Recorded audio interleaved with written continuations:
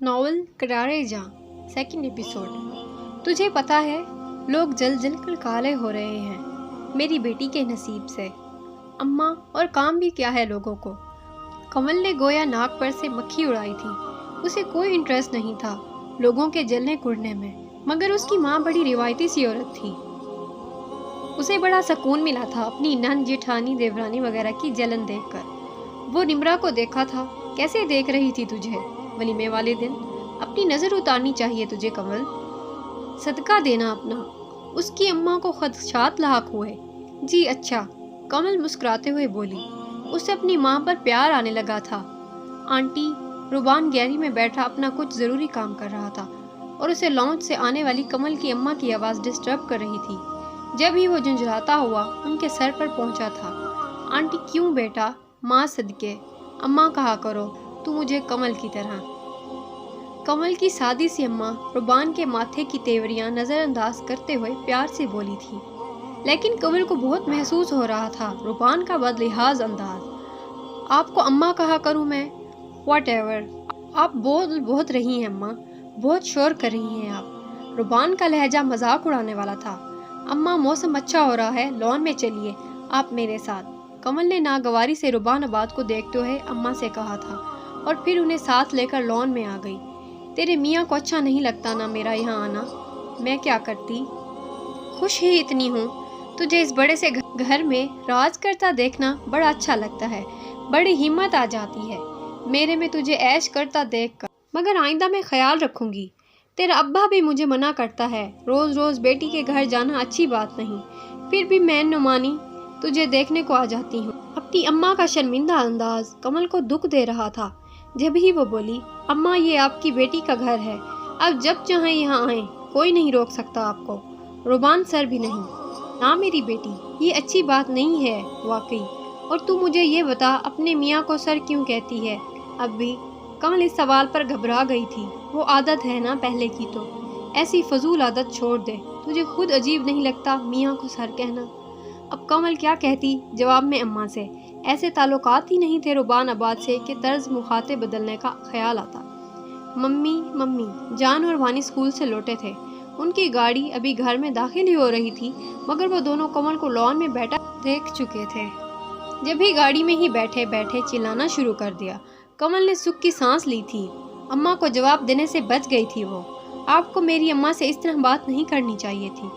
روبان club سے لوٹا تھا اور اپنے کمرے میں کوٹ اتار رہا تھا جب کمل اس کے کمرے میں آئی تھی اور غصے میں بولی تھی، میں نے تم سے کہا تھا کہ تم مجھ سے کسی سوال جواب کا حق نہیں رکھتی۔ روبان بھی اس کے غصیلے انداز پر غصے میں آ گیا تھا۔ آپ اپنے دماغ میں یہ بات بٹھا لیں، مجھے کوئی شوق نہیں آپ سے مخاطب ہونے کا، نہ سوال کرنے کا، نہ جواب دینے کا۔ آپ نے اپنی مرضی سے شادی کی ہے مجھ سے، کوئی بھی غلط فہمی ہے آپ اس کا بدلہ مجھ سے لیا کریں۔ میری اماں ابا کی انسلٹ کا حق میں نہیں دوں گی آپ کو۔ اب کی بار کمل بہت تمیز سے بولی تھی، مگر اس انداز کی سرد مہری نے روبان کا پارا ہائی کیا تھا۔ اب تم مجھے ایسے اپنی طرف ٹریک کرنے کی کوشش کرو گی؟ بے زاری جتا کر کمل جو اپنی کہہ کر کمرے سے نکل رہی تھی، اس کی بات پر حیران سی ہو کر واپس روبان کی طرف پلٹی۔ آپ کے دماغ کا کوئی اسکرو ڈھیلا ہے کیا؟ ہر بات کا الگ مطلب لیتے ہیں۔ اگنور نہ کروں تو بھی پرابلم، اگنور کروں تو بھی پرابلم ہے کہ آپ کے پاس جو میں آپ کو اٹریکٹ کرنے کی کوشش کروں گی؟ روبان نے بات کمل سے بیزار سے انداز پر صدمے میں چلا گیا تھا۔ جب ہی کچھ دیر گھور کر بولا، کیا ہے جو نہیں ہے میرے پاس؟ دماغ نہیں ہے آپ کے پاس، اور آپ میرے دماغ کے بھی دشمن ہو رہے ہیں۔ سکون سے کہہ کر کمل تتلی کی طرح اڑتی ہوئی جان وانی کے کمرے میں پہنچی تھی، جہاں جان اور وانی اس سے کہانی سننے کے لیے بے قرار تھے۔ کمل کو بہت مزہ آتا تھا عزت کے ساتھ روبان آباد کو منہ توڑ جواب دینے میں۔ سلی وومن، روبان کمل کی باتوں کو سوچ سوچ کر کڑ رہا تھا۔ وہ ایک عام سی غریب گھر کی لڑکی سے ایسے جوابات کی توقع نہیں کر رہا تھا۔ ان کی شادی ہوئے 2.5 مہینہ ہونے کو تھا۔ ان 2.5 مہینوں میں جب بھی روبان نے کمل کی انسلٹ کرنے کی کوشش کی تھی، منہ کی کھانی پڑی تھی، مگر ایک بات تھی جو روبان آباد کو مطمئن کر رہی تھی، وہ تھی کمل کی بچوں سے محبت۔ چاہے ڈرامہ ہی صحیح، میرے بچوں کا خیال تو رکھ رہی ہے۔ انہی باتوں کو سوچتا وہ کافی بنانے کے خیال سے کمرے سے نکلا تھا۔ تم یہاں کیا کر رہی ہو؟ روبان اسے پہلے ہی کچن میں دیکھ کر چونک گیا۔ صبح کے لیے آٹا گوندھ رہی ہوں۔ مشکل ہوتا ہے صبح اتنے کام کرنا۔